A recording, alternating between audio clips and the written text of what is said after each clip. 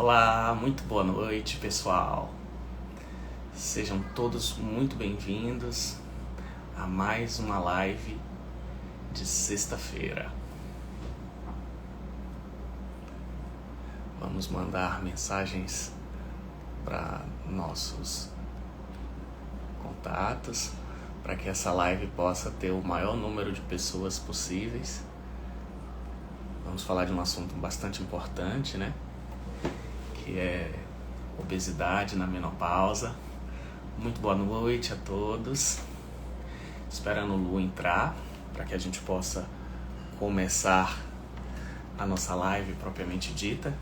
E a gente escolheu um assunto bastante importante, que é algo que impacta muito a vida das mulheres que estão nessa fase de transição para o climatério, que estão entrando na menopausa, que é o ganho de peso e a obesidade, em virtude de tantas doenças que podem ter as suas incidências aumentadas em decorrência desse sobrepeso, dessa obesidade.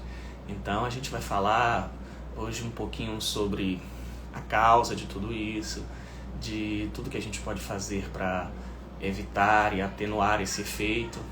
Então vamos esperar o pessoal entrando. Sei que hoje é sexta-feira, mas vamos falar de um assunto que eu acho que é do interesse de grande parte das mulheres, né? Boa noite a todos. Esperando o Lu entrar. Deixa eu ver se ela já tá aqui. Lu, se você já estiver aí, dá uma acenadinha pra gente, tá ok?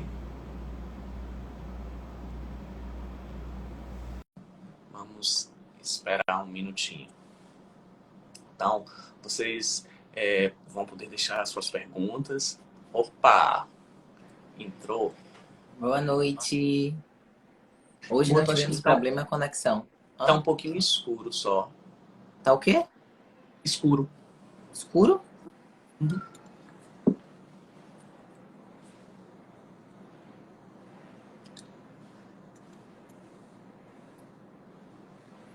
Pronto, agora melhorou bastante. Então, o que a gente vai começar, né? Vamos lá. Então, assim, vários trabalhos mostram o que a gente vê na prática clínica, o que todas vocês que estão entrando no climatério, pré-menopausa, conseguem observar, que é justamente o quê? Existe uma redução da massa magra das mulheres nessa transição da fase reprodutiva para o climatério e um aumento da massa gorda. Isso pode coincidir ou não com aumentos significativos de peso. Muitas vezes, mulheres que têm bons estilos de vida não têm um aumento significativo do peso, mas se a gente faz uma bioimpedância, a gente vê que tem uma transformação de músculo em gordura. E isso, a médio prazo, pode levar, sim, a um ganho de peso. Então, vários trabalhos mostrando, porque antigamente se achava que esse ganho de peso era em decorrência do envelhecimento e não da menopausa em si. E os estudos mais recentes mostraram que não. Mostraram a influência muito importante da queda dos níveis de estrogênio nessa transformação de músculo em gordura e nesse ganho de peso das mulheres que estão entrando no climatério e na menopausa.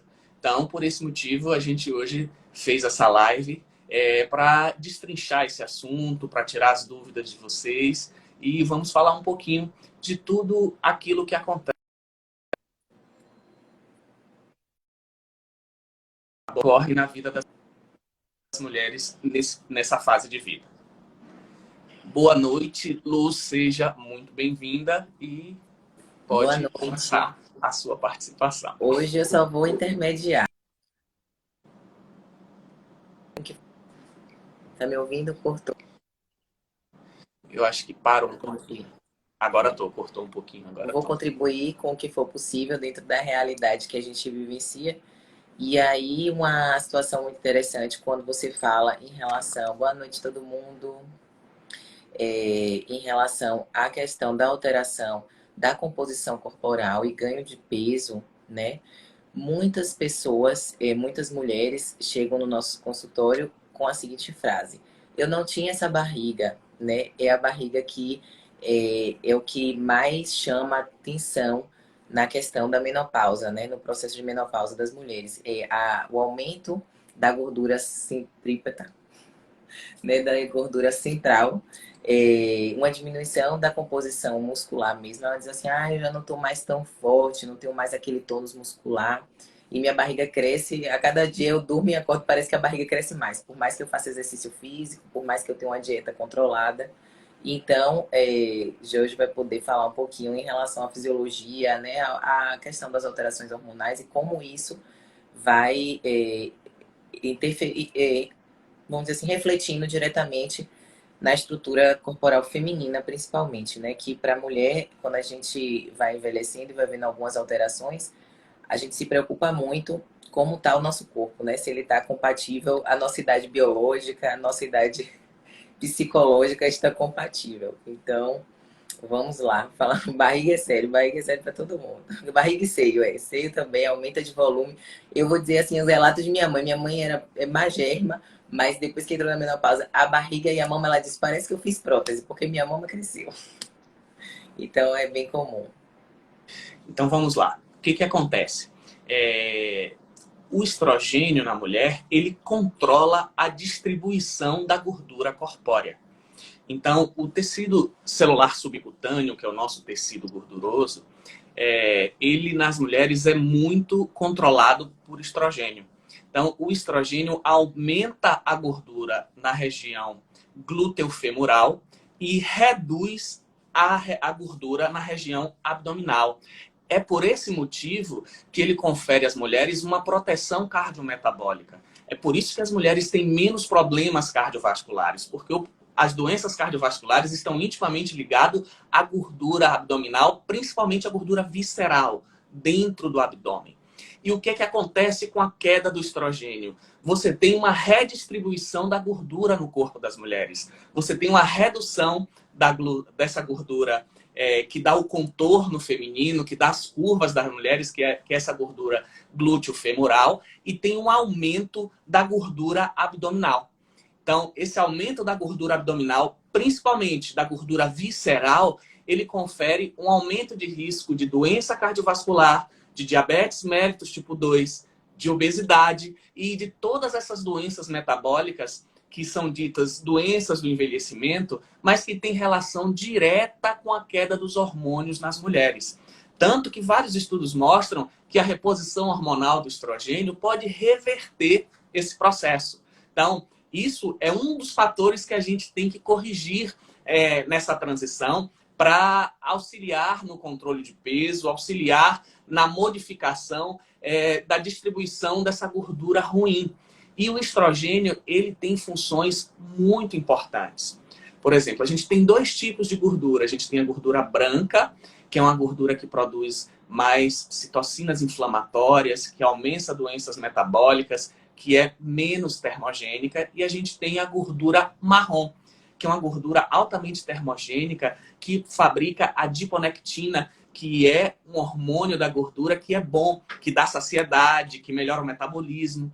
E existe um mecanismo chamado de Browning, que é a transformação da gordura branca em gordura marrom, que é o que a gente procura fazer para quem quer emagrecer, que a atividade física ajuda nisso. Mas o estrogênio é fundamental para esse Browning. Então, a queda dos níveis de estrogênio faz com que se aumente a gordura branca, que é a gordura ruim. E isso vai interferir em toda a taxa metabólica basal. É como eu digo para as minhas pacientes no consultório, você era uma Ferrari e vira um Fusca, vira um carro econômico. Então, mesmo fazendo atividade física e com dieta, às vezes existe uma dificuldade de perda de peso porque esse metabolismo está lá embaixo. E como é que a gente faz para melhorar esse metabolismo? Em primeiro lugar, tem que corrigir as disfunções hormonais.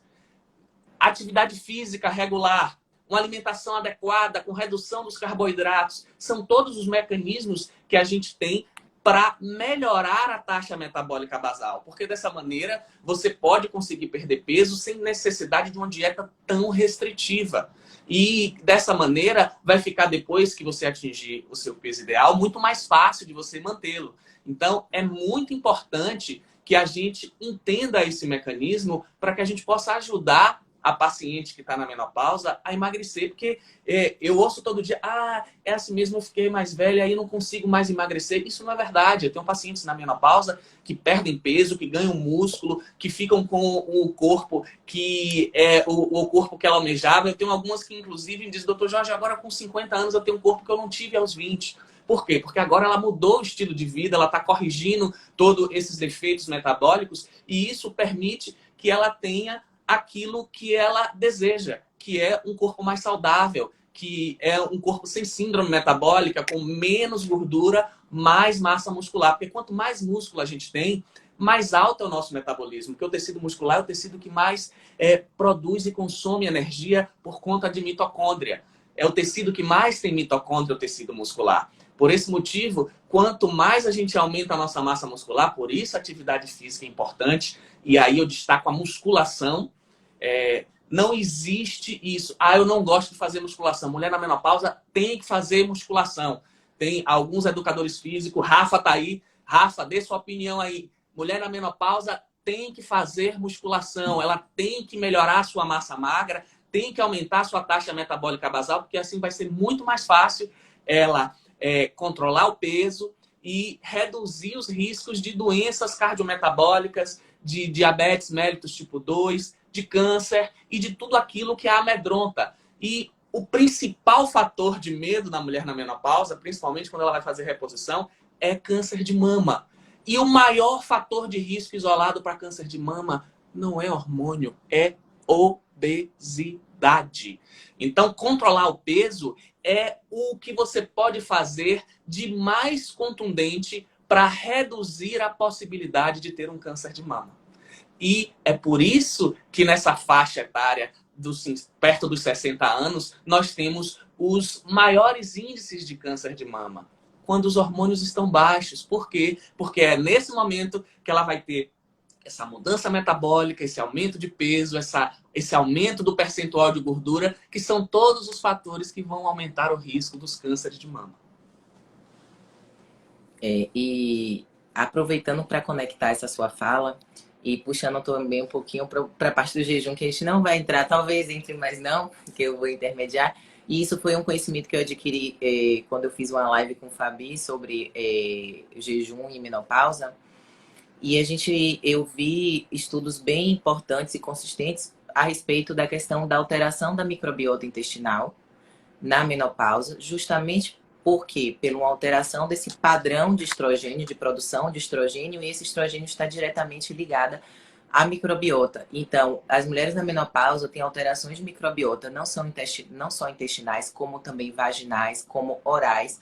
E isso tudo vem repercutindo também para a questão da obesidade. Por quê? Porque você tem uma inflamação intestinal, tem uma alteração da microbiota, tem uma alteração da permeabilidade intestinal por diminuição ou ausência da produção hormonal por conta da fase da menopausa, a gente percebe o quê? Uma alteração do ganho de peso. Então, eu queria que você falasse um pouquinho sobre essa questão, que tem a ver muito com a alimentação e essa alteração da microbiota na menopausa, contribuindo para o desenvolvimento da obesidade e das doenças crônicas associadas, né? A gente não combinou, mas a nossa sinergia é tão grande em tudo, que era o que eu ia falar. Quais são as causas disso tudo? Então, assim, quais são os principais motivos da mulher na menopausa ganhar peso? Primeiro, resistência insulínica. Em decorrência da queda dos hormônios sexuais, ela começa a fazer resistência insulínica, que é algo que eu já expliquei em várias lives, que o receptor de insulina, ele perde a sensibilidade, ela não consegue botar a glicose para dentro da célula, essa glicose começa a aumentar, produz mais insulina e isso é transformado em gordura na região abdominal e também no fígado. a queda hormonal que a gente falou, a diminuição da atividade física nesse período de queda hormonal, ela diminui a disposição, ela aumenta a fadiga, então ela faz menos exercício. Então você vê uma cascata de fatores que vai contribuindo para isso. A queda da taxa metabólica basal, que eu já acabei de falar, que ela vira um carro econômico, né? Ansiedade, depressão, a queda dos hormônios aumenta muito fases depressivas. E, infelizmente, ao invés da correção dos níveis hormonais, a primeira coisa que fazem com as mulheres é meter um antidepressivo. E a grande maioria desses antidepressivos que são usados tem referência com recaptação de serotonina e podem causar dois problemas. Queda de libido, que já está ruim, porque ela está caindo os hormônios, e aumento de peso, porque eles aumentam a fome. As mulheres comem mais. A queda dos estrogênios também mexe com o sistema da leptina, que é o hormônio da saciedade. Então, faz com que a mulher coma mais e coma alimentos que às vezes não são nem do padrão dela. Come mais doces, mais carboidratos, porque a falta energética, o nosso corpo é muito inteligente, faz com que a gente priorize comer carboidrato, que é uma fonte energética mais rápida. Se você come proteína e gordura, você leva de 6, 8, 10 horas para digerir. Carboidrato, em 40 minutos, ele já está disponível como fonte de energia. Então, existe uma predileção por doces, mesmo naquelas mulheres que não tinham isso, não tinham essa compulsão antes de entrar nesse período da menopausa. As doenças da tireoide. Vários estudos mostram que o que acontece? A mulher que entra na menopausa, a tireoide dela diminui a captação de iodo. Iodo é matéria-prima básica para a formação dos hormônios tireoidianos, tanto que o nome dos hormônios são triiodotironina e a levotiroxina, que é o tetraiodotironina, ou seja, um tem 3 e outro tem 4 moléculas de iodo. Outra coisa, existe uma queda no T3 livre, existe uma queda no T4 livre e uma subida do TSH. Então, existe uma presença significativa de hipotireoidismo subclínico na mulher na menopausa. E o hormônio da tireoide, o T3 livre, que é o hormônio ativo, é fundamental na taxa metabólica basal. E, por fim, a disbiose, que é muito frequente na mulher menopausada. A queda dos hormônios leva essa paciente a vários distúrbios, como, por exemplo, má digestão proteica, que é a principal causa de disbiose na mulher menopausada. Ela digere mal proteína porque o estômago diminui a acidez e a enzima, que é a pepsina, que digere proteína no estômago, precisa de um pH ácido, então ela vai passar mal digerida para o intestino, vai fermentar, e essa fermentação vai levar a gases, vai levar a distensão abdominal, vai levar a mais refluxo e vai levar a disbiose. E a disbiose tem um fator que é muito importante. Por quê? Porque a nossa microbiota é responsável pela conjugação do estrogênio. Então, a conjugação que faz o estrogênio ficar livre e ter a sua ação é feita pela microbiota. E quando você tem disbiose, muitas vezes, mesmo você corrigindo, fazendo reposição, não funciona bem porque a conjugação do estrogênio não é feita porque essa microbiota está ruim. Então, é imprescindível corrigir a microbiota intestinal para a mulher que quer emagrecer. E é como eu digo, uma microbiota ruim, ela faz você engordar até com salada. Uma microbiota boa é aquele magro de ruim, que você vê ele comer de tudo e não engorda. Por quê? Porque ele tem uma microbiota que protege, que diminui a oferta de carboidrato para ser absorvido pelo intestino. Mas, normalmente, o obeso tem um aumento de ruminococo. O ruminococo é um tipo de lactobacilo que digere celulose. Aí você come salada, que é a fibra, para melhorar o seu peristaltismo intestinal e que tem baixa caloria, até porque você não digere celulose. E esse ruminococo, ele transforma celulose em glicose e você engorda com salada. Então, se a gente não corrigir a microbiota, a gente não tem como melhorar tanto a distribuição corpórea de gordura como reduzir o peso. Então, é fundamental a correção da microbiota. E todos os estudos são categóricos em mostrar que uma das maneiras de se corrigir a microbiota é fazendo um jejum intermitente. Aí que entra a sua parte, porque o jejum, ele aumenta a quermância mucinífera, que é o principal lactobacilo no que diz respeito à saciedade, no que diz respeito a melhorar a iodinase hepática, que transforma T4 em T3, em acelerar o metabolismo, em tirar aquela compulsão que vem do cérebro para que a gente coma mesmo sem fome. A quermância mucinífera melhora isso, tanto que existem estudos querendo com transplante fecal, justamente porque pessoas magras têm mais aquermância, e fazer um transplante para ver se há uma proliferação de aquermância mucinífera naquela pessoa que vai receber esse transplante fecal. Então, não existe emagrecimento sem a correção de todos esses pontos. E na maioria das vezes, os tratamentos visam só a consequência. A consequência é o quê? Ganhou peso. Então, para emagrecer, você faz mais exercício e come menos, correto? Errado. Nem sempre fazendo mais exercício com menos você consegue emagrecer se o seu metabolismo estiver lá embaixo. Então, se a gente não corrigir esse metabolismo baixo, se a gente não lançar mão de todas as estratégias para subir o metabolismo, mesmo com dieta restritiva e atividade física, muitas pessoas têm dificuldade de emagrecimento, têm um emagrecimento muito pequeno ou às vezes não emagrecem, só empatam.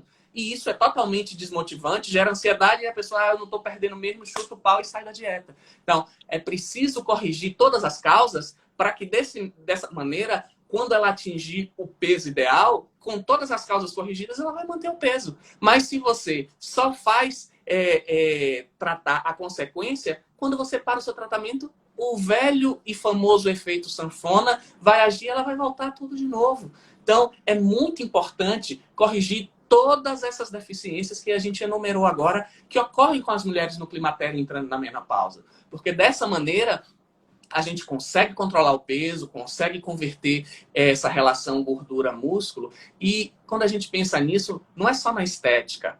A gente não pode deixar de lembrar que o aumento de peso e a obesidade levam ao aumento de risco de todas essas doenças inflamatórias, que são diabetes, hipertensão, câncer, Alzheimer, ou seja, todas essas doenças que atingem as pessoas que estão envelhecendo, que têm relação com inflamação, têm as suas incidências aumentadas com a obesidade. E aproveitando que hoje é sexta e tem sempre a sexta sexy, né? Que tá aí ficando famosa, a gente não pode deixar de associar também a questão que não é estética, mas a mulher nesse processo também, com a diminuição hormonal, vem as consequências em relação à queda de libido, ao padrão de mudança estética corporal, como você se enxerga, como a mulher se sente nesse momento, né, menos atrativa, menos, vamos dizer, interessante. O Dr. Simar dizia que a mulher tem um cheiro próprio dela característico com a produção de estradiol, né, e que ela tem toda a sua composição corporal e seu estilo envolvendo isso. Então, assim, quando eu vejo uma seguidora, né, que relatando que vai para um ginecologista e ela diz que quer alguns exames e ele questiona quais exames em relação ao processo de menopausa, como se a menopausa fosse apenas uma alteração da produção dos hormônios sexuais femininos e, como o Jorge acabou de falar, quantos outros hormônios nós temos que são alterados pelo processo da menopausa. Então, o T3 e T4 são alterados, ou seja, todo esse processo vai fazer com que haja uma diminuição da sua taxa metabólica. Então, alguém perguntou, a diminuição da produção hormonal aumenta a dificuldade de perder peso, aumenta o ganho de peso? Sim. Ele vai gerar aumento do ganho de peso porque você vai ter uma alteração da sua taxa metabólica, da sua produção de energia, altera as suas mitocôndrias, então é intracelular. Se você está nesse processo de briga com a balança e ainda vem de uma filosofia em que a menopausa deve ser encarada como um processo natural, realmente você vai ter mais dificuldade de caminhar nesse processo que antigamente era mais curto, porque a expectativa de vida feminina era menor, e vai ficar uma parte grande da sua vida vivendo no limbo, que eu fico brincando. Médico que diz que não pode acontecer reposição hormonal, primeiro porque ele não é mulher, segundo é porque ele acha que você tem que ter uma qualidade de vida ruim. Então, a gente tem muitos bons resultados com pacientes, como o Jorge falou, em relação à questão da depressão, né, a mudança de humor, associado também com essa alteração da sua né, você não se sente tão disposta, você não se sente tão bonita, aí entra naquela seara de antidepressivo, e aí, quando você entra na reposição hormonal, Jorge, faz um milagre, né? Vamos assim dizer. E aí você começa a desmamar os antidepressivos e você começa a se reconhecer novamente, é esse processo que é válido. É por isso que a gente faz uma live com esse intuito de estar informando as pacientes, de estar informando as pessoas como isso pode ser benéfico, quantas alterações tem no nosso corpo que não são simplesmente a pausa da produção hormonal hormonal do sexual feminina, e sim toda a repercussão que isso tem e como a gente pode contribuir com isso para poder desmistificar, poder mudar a visão que a gente tem sobre reposição hormonal e sobre também essa questão da alteração da mulher, da composição corporal na mulher nessa fase, que as pessoas têm a visão, já entrou na menopausa, tem muitas que têm até vergonha de dizer que não querem aceitar que estão na menopausa, por quê? Porque acham que é um marco do seu envelhecimento, que ela realmente não está mais, né, funcionalmente sexual, não está mais bonita, não está com o corpo mais adequado, e isso cai por terra, porque a gente tem N pacientes que têm corpos melhores, que estão na menopausa e têm corpos melhores do que muitas meninas. Isso aí é fato. Muito boa noite, Nádia. Muito obrigado. Eu também adoro todos os meus pacientes de Aracaju. Eu estava lendo as mensagens enquanto você estava falando aí, que eu nunca consigo ler, que eu falo e me desconcentro se eu for lendo as mensagens. Então, assim, uma coisa que a gente tem que ter em mente quando a gente pensa na paciente no climatério é que hoje em dia, com a expectativa de vida que a gente tem, a mulher vai passar metade da fase da vida dela em deficiência hormonal. Ou seja, a expectativa de vida hoje beira os 80 anos. Se a partir dos 45 ela começa a cair esses hormônios e a ficar sintomática, é quase metade da vida em deficiência hormonal. Então você não vai fazer nada?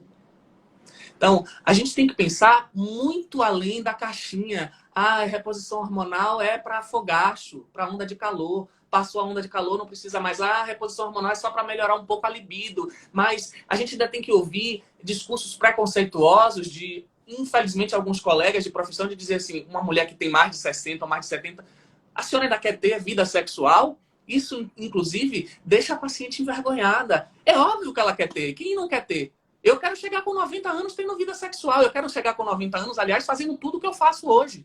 Morrer com tudo meu em funcionamento, fazendo atividade física, tendo relação sexual, pensando, produzindo, atendendo, como o meu grande mestre aconteceu. O Dr. Simar morreu aos 90 anos fazendo tudo isso. Então, quando a gente pensa em mudança de qualidade de vida, quando a gente pensa em emagrecimento nessa fase da vida, quando a gente pensa em manutenção do peso, em reposição dos hormônios, a gente está pensando em qualificar a nossa vida. Porque não adianta você passar a segunda metade da sua vida toda vivendo ruim, sem libido, sem disposição, depressiva, acima do peso, tomando uma infinidade de remédios para isso, para aquilo, e para os efeitos colaterais do remédio que você toma, porque é isso que acontece, é um para pressão, é um para diabetes, é um para coceira aqui, é outro para não sei o quê, é outro para o efeito colateral que o remédio que eu estou tomando para pressão me dá. Ou seja, eu às vezes recebo paciente que tem uma lista de 10 remédios e antidepressivo, que o povo gosta de antidepressivo, é 3, 4, e eu não sou contra. Eu acho que tem pacientes que precisam usar, mas o que você não pode é só usar o antidepressivo e não corrigir a causa. Que a maioria das vezes não é uma paciente que tem doença psiquiátrica, ela está passando por um momento de ansiedade e depressão em decorrência dessa transição hormonal e ela deve ser corrigida. E na grande maioria das vezes não precisa de antidepressivo. Então, quando a gente pensa numa mulher que está entrando na menopausa, a gente tem que ter muito mais além do que pensar em útero, do que pensar numa mama isolada, do que pensar em onda de calor. E era tudo isso que mesmo desde que me formei, lido com ginecologia endócrina, são quase 23 anos agora em dezembro que eu uso implantes hormonais, mas que eu me sentia muito limitado porque eu não podia ajudar minhas pacientes em determinadas situações que se apresentavam e que os especialistas tratavam de uma maneira que piorava a qualidade de vida. Então foi isso que me incentivou a entrar na medicina integrativa. Então, né, nesses últimos anos que eu venho me dedicando a isso e estudo muita cardiologia, muita neurologia, muita psiquiatria. Estou para ficar louco já também. Daqui a pouco até eu vou tomar um antidepressivo. Mas o que acontece? Eu consigo transformar a vida das pessoas. E isso não tem nada mais prazeroso do que você atender alguém cabisbaixo, alguém que perdeu o sentido da vida. E quando ela volta com 30 dias para revisão, ela já mudou 70%, 80% de tudo. Já está feliz, já está animada, já está fazendo planos, já está dormindo bem, já começou a perder peso. Então, isso faz uma diferença significativa na vida da pessoa em múltiplas searas. Ela melhora no casamento, ela melhora no trabalho, ela melhora no dia a dia, ela melhora com os filhos, ela melhora com ela mesma. Então, a gente não pode se limitar a fazer só aquele beabazinho, a ter medo da reposição ou fazer só a reposição, que é muito importante, mas é só uma das coisas que a gente precisa melhorar. E quando, na grande maioria das vezes, as mulheres estão precisando muito mais do que isso. Muitas têm distúrbios do sono, muitas estão acima do peso, muitas estão depressivas, muitas não praticam atividade física, muitos têm uma alimentação inadequada. E quando você corrige isso, você muda completamente a qualidade de vida dessa pessoa. E isso é uma coisa que vai ficar para a vida toda. Ela vai mudar isso e isso vai ficar para a vida toda. Ela vai mudar os indicadores de saúde, ela vai reduzir as chances de milhares de doenças e isso vai fazer com que ela tenha qualidade de vida por muito mais anos. E esse é o nosso objetivo de vida. É trazer saúde, é melhorar a performance de todos aqueles que nos procuram, que nos confiam a saúde e ir muito além do que prescrever remédio. Eu gosto de transformar a vida das pessoas, de dar a elas qualidade de vida para que ela seja aquilo que ela quer. Para que a deficiência hormonal, para que o sobrepeso, para que tudo aquilo que ela tem como problema de saúde não seja desculpa nem obstáculo para que ela alcance nenhum objetivo na vida dela. E é esse o nosso objetivo de vida.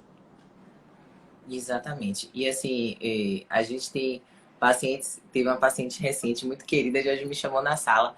Aí eu já conhecia e ela dizia, ela falava assim, Luciana, eu via tudo cinza, nada tinha graça, nada me estimulava.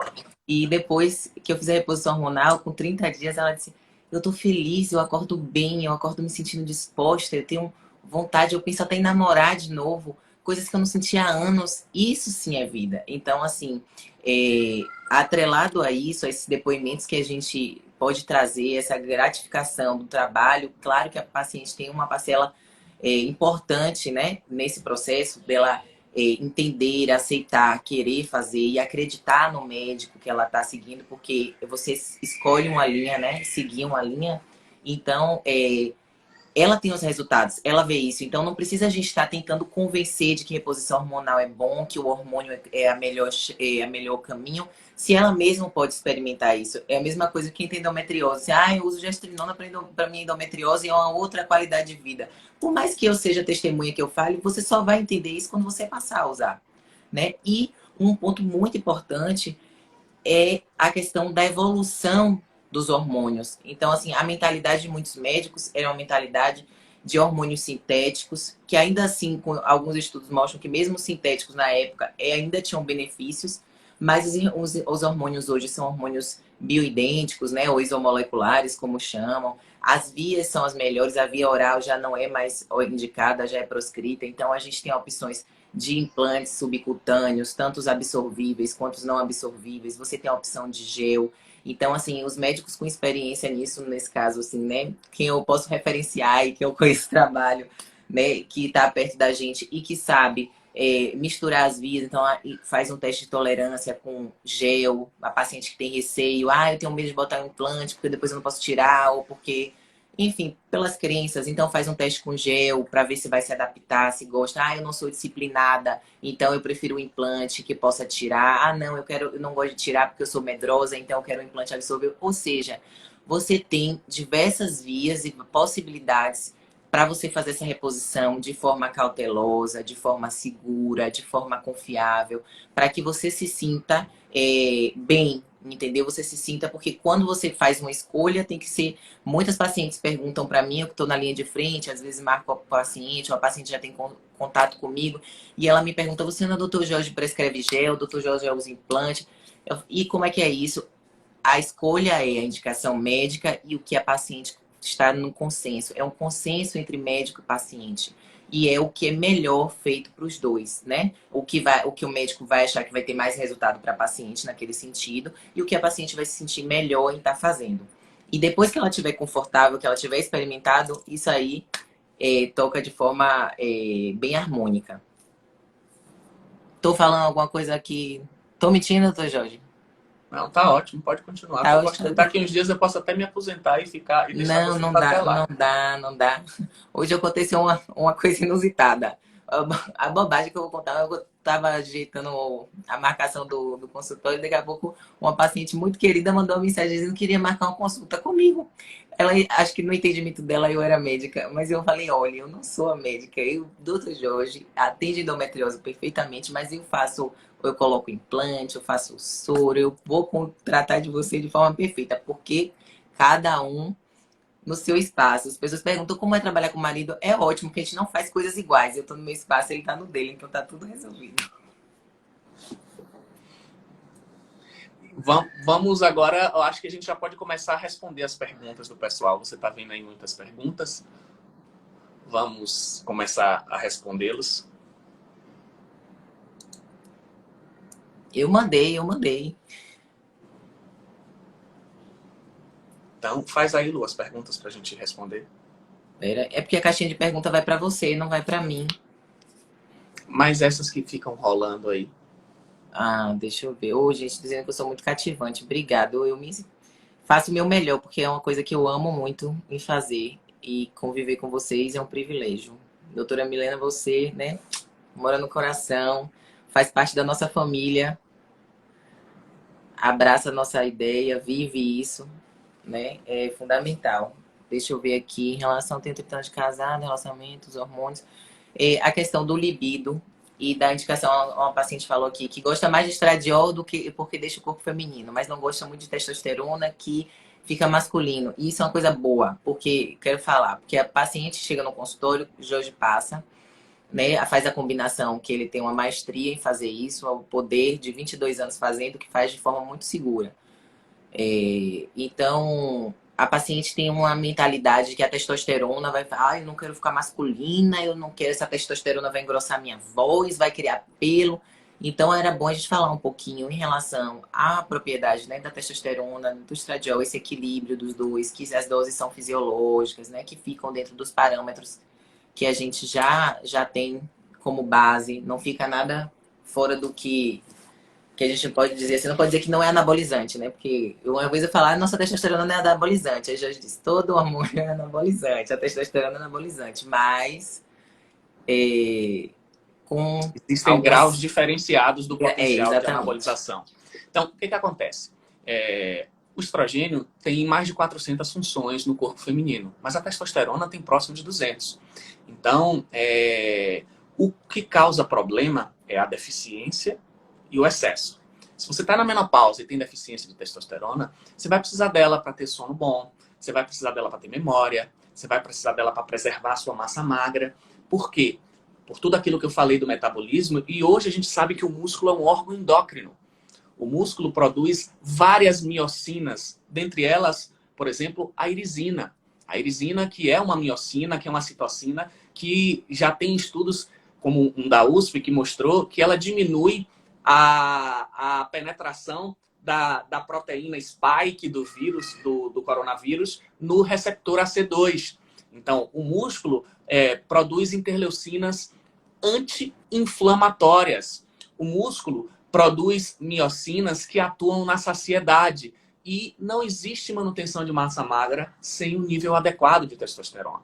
Mas quando a gente fala em reposição de testosterona em mulher, causa celeuma. Existem vários embasamentos para isso. E agora o que acontece é que a gente precisa repor para transportar você de um nível de deficiência para um nível de normalidade, não para um nível de superdosagem de testosterona. Porque a masculinização ocorre quando você ultrapassa o limite da normalidade.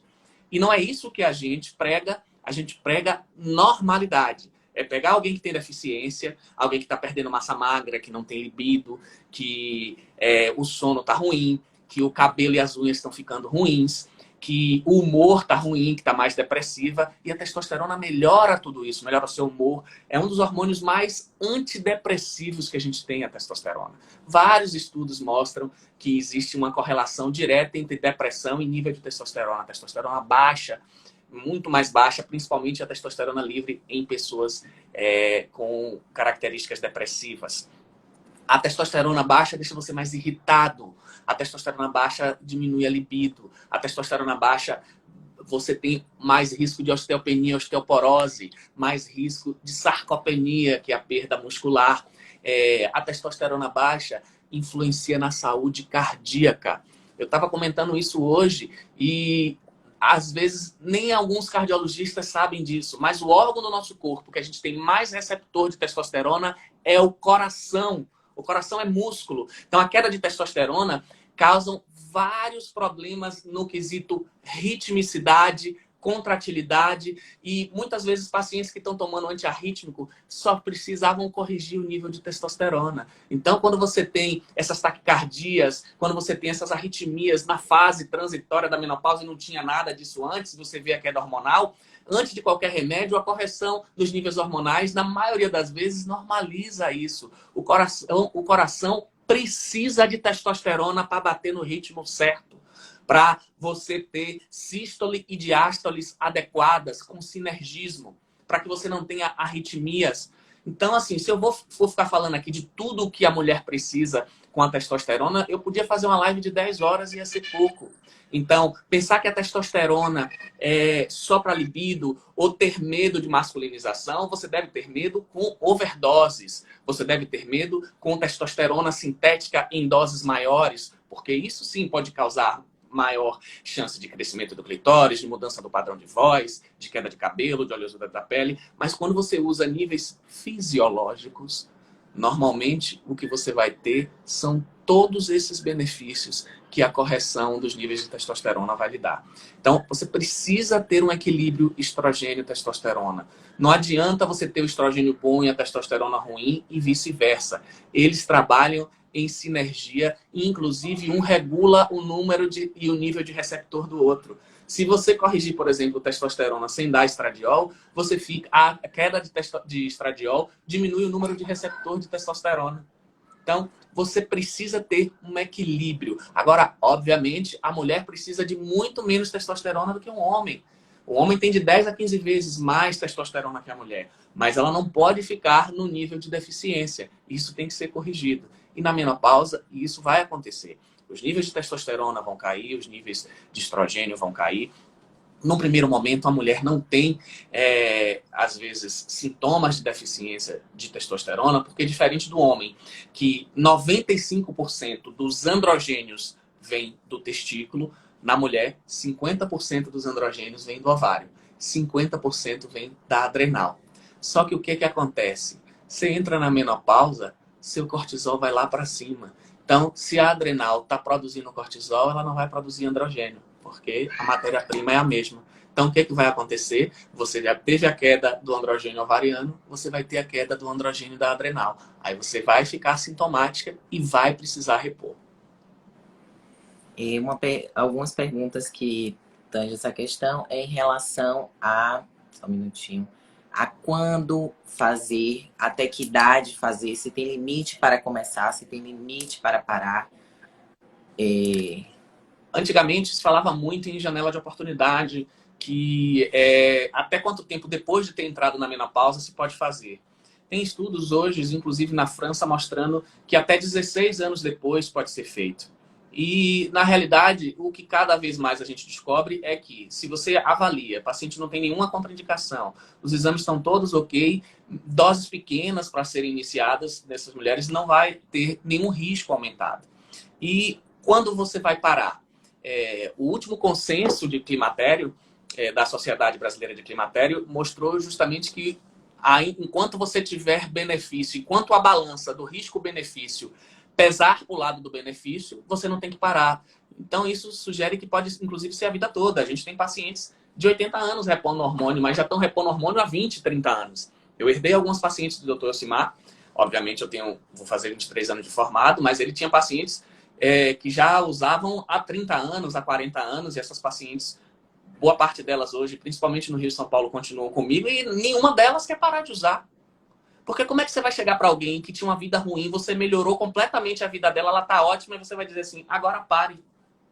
Isso existia porque todos os trabalhos eram feitos com hormônio sintético por via oral. Aí, óbvio, para você usar Premarin, que é hormônio de égua, para você usar etinil-estradiol, que é um estrogênio sintético por via oral, existia limite. Alguns estudos mostravam 5, outros 10 anos. Mas você usando um estrogênio isomolecular por via transdérmica, isso não tem problema nenhum. a menos que ao longo da reposição essa paciente passe a ter alguma patologia que seja contraindicado fazer a reposição. Mas se ela faz os exames regulares e está tudo ok, não tem motivo para parar. Então, a paciente que perguntou se só o ginecologista pode prescrever reposição hormonal. Qualquer médico que esteja habilitado e conheça do hormônio, em teoria, pode fazer. Aliás, qualquer médico pode fazer qualquer coisa. Eu posso abrir a cabeça de alguém e fazer uma neurocirurgia, mas eu vou responder por isso. Então, na realidade, não existe esse tipo de limitação. Mas, na grande maioria das vezes, quem faz reposição são os endócrinos, os ginecologistas, os médicos que trabalham com medicina integrativa, ortomoleculares, nutrólogos. Mas, assim, o importante não é a especialidade que ele tenha, e sim a experiência e o conhecimento. Porque isso não vem com título.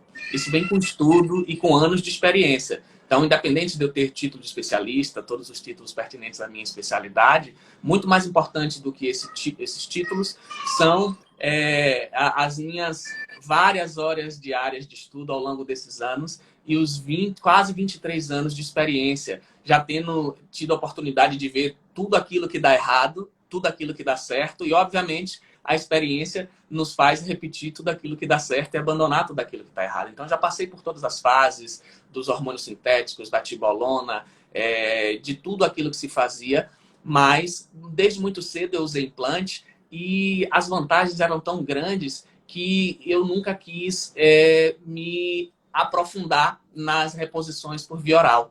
E eu confiava muito nos estudos do Dr. Elcimar e a gente tinha na literatura vários estudos que nos embasavam para continuar fazendo isso, fora os nossos resultados, que eram maravilhosos. Então, ao longo de todos esses anos, eu pude, essa semana, ter o prazer de catalogar, e eu posso passar isso para vocês. Então, eu tenho mais de 50 mil pacientes que já usaram pelo menos uma vez implante comigo. Então, isso não é um número pequeno. E só na nossa clínica, que a gente abriu em outubro, né? Final de setembro, início de outubro, novembro, a gente já tem quase 1.500 usuários de implantes em todos os estados que a gente atende. Então, é um número bastante expressivo. São mais de 50 mil pessoas com resultados excelentes. E a gente faz algumas estatísticas para aqueles pacientes que não colocam o implante no ano seguinte. E, assim, a gente vê que em 96% das vezes, a gente faz essa estatística porque quer saber o que não está dando certo. 96% das vezes, o motivo que a paciente desiste do implante é dinheiro, que infelizmente não é barato realmente, mas se você for ver todos os benefícios que você vai ter, a pessoa que tem condição, ela vai fazer porque é um investimento na saúde dela. Então, assim, não tem um efeito colateral predominante que faça a paciente não querer botar mais, até porque depois de tantos anos, o mais importante que você aprende não é como fazer a reposição, é em quem você não tem que usar o hormônio. Então, quando você sabe em quem não usar, você vai ter pouco efeito colateral. E quando você sabe alguém que vai usar e tem alguma propensão, e a gente já faz a correção por meio da medicina integrativa para reduzir os riscos de oleosidade, de queda de cabelo, de inchaço, de tudo aquilo que a reposição pode causar no início, você vai ter muito pouco efeito colateral contundente. E a grande maioria absoluta das pacientes satisfeitas e dando relatos de como o tratamento muda a vida delas. Então, isso é muito gratificante. Algumas pacientes estão perguntando, tem uma paciente, o Dr. Jorge não atende Santa Catarina, tá bom?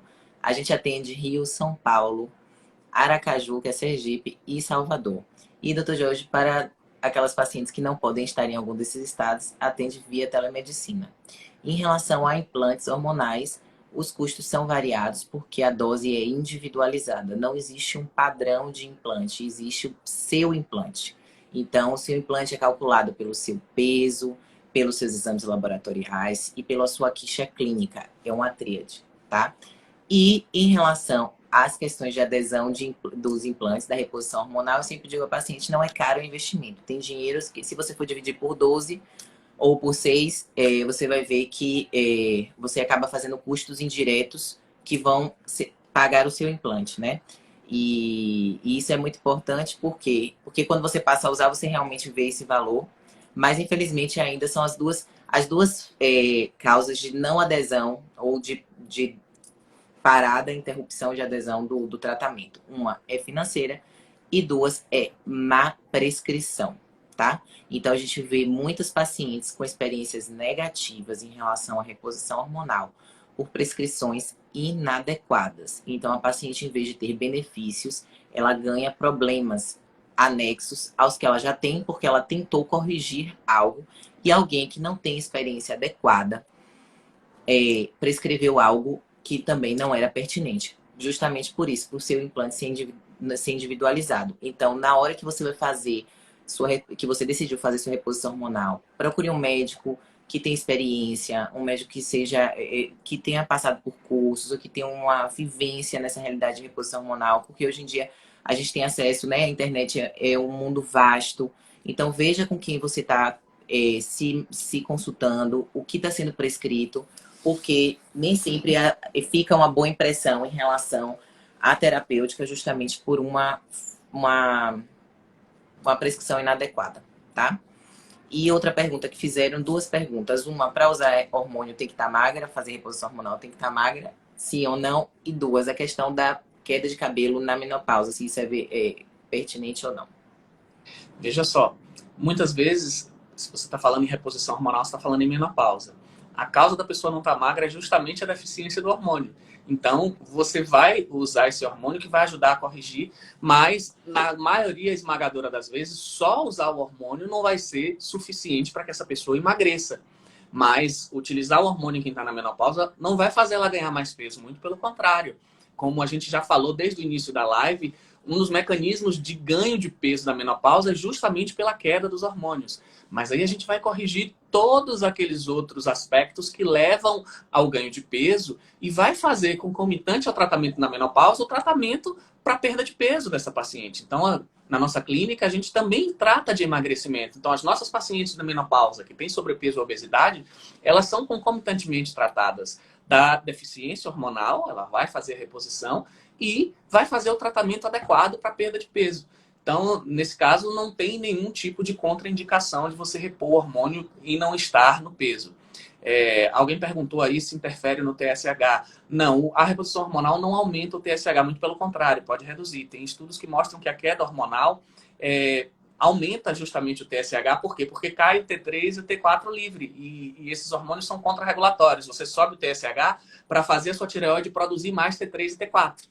Então, quando você repõe que isso vai melhorar, a tendência é até que o seu TSH tenha uma leve queda. Porque na menopausa, como eu falei anteriormente, você diminui a captação de iodo pela tireoide, porque o estrogênio auxilia inclusive nisso. Então, a reposição hormonal vai ajudar a melhorar essa captação de iodo, a tireoide vai produzir melhor, e se você normaliza os níveis de T3 e T4, o TSH imediatamente vai baixar. O cabelo, lembra? Queda de cabelo antes e depois da reposição hormonal, se tem melhora, se piora, se de fato cai na menopausa? Veja só, a mulher na menopausa ela vai ter uma queda natural do cabelo por deficiências, inclusive hormonais. Então, quando essa queda de cabelo ocorreu por conta da menopausa, a reposição vai melhorar. Mas se essa paciente ela já tem uma alopecia androgenética e na reposição hormonal ela usa um pouco de testosterona, isso pode aumentar um pouquinho a queda e por esse motivo a gente já tem que antever e lançar mão de alguma fórmula que vá reduzir a produção de dihidrotestosterona, que vai ajudar a bloquear na 5-alfa-redutase, a gente vai dar para ela biotina, silício, complexo B, tudo aquilo que melhora e fortalece o cabelo e aumenta o crescimento para fazer o contraponto e não ter impacto dessa queda de cabelo. O paciente perguntou, na reposição o libido volta mesmo? Primeiro, doutora Milena Brandão tá aí acompanhando a live com a gente, especialista na parte de sexualidade. E ela fala muito lindamente que a libido é multifatorial. Então, falando na questão propriamente hormonal... Se a causa da queda da libido for deficiência hormonal, sim. Mas, como é multifatorial, se não for esse o problema, a reposição hormonal pode não melhorar muito a libido. Por isso que a gente tem que investigar bem na anamnese. Mas isso fica muito claro. É uma paciente que tinha uma libido normal e que de repente caiu quando ela entrou na menopausa. Então, obviamente, isso é por conta da deficiência hormonal. Então, nessa paciente a libido vai melhorar. Diferente de uma paciente que já tinha alguns transtornos da libido, que já tinha outros motivos, ou então a menopausa acarretou outros problemas na sua vida conjugal, ela passou a ficar deprimida também, ou seja, várias outras alterações que podem interferir. Mas quando a causa é deficiência hormonal, a correção dos hormônios vai restabelecer a normalidade da libido.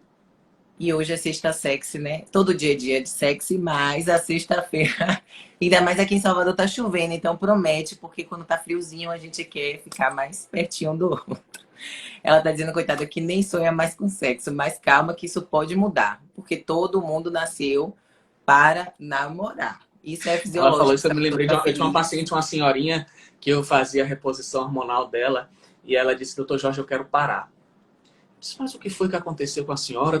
Não, doutor Jorge, eu passei a ter sonhos pecaminosos e eu sou viúva. Então, isso não tá me fazendo bem. Ou seja, você faz a reposição hormonal numa senhorinha e ela melhorou de tudo. E o motivo que ela estava querendo parar é porque ela passou a ter libido, a ter desejo, uma coisa que estava adormecida nela. E como na cabeça dela ela já está viúva, ela não queria mais de jeito nenhum arrumar um outro parceiro, aquilo estava sendo um problema, porque ela estava tendo sonhos pecaminosos. E para aqueles maridos que ficam com medo porque a testosterona aumenta e não vai ter traição, vai ter muito namoro, entendeu?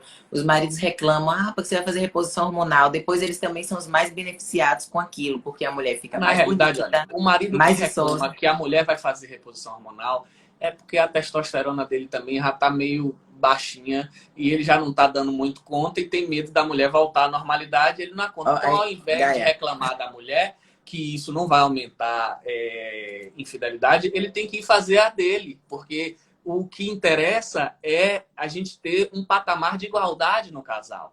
Se você tem os dois em queda hormonal, não adianta você corrigir um e deixar o outro em deficiência, porque isso vai dar problema no casamento.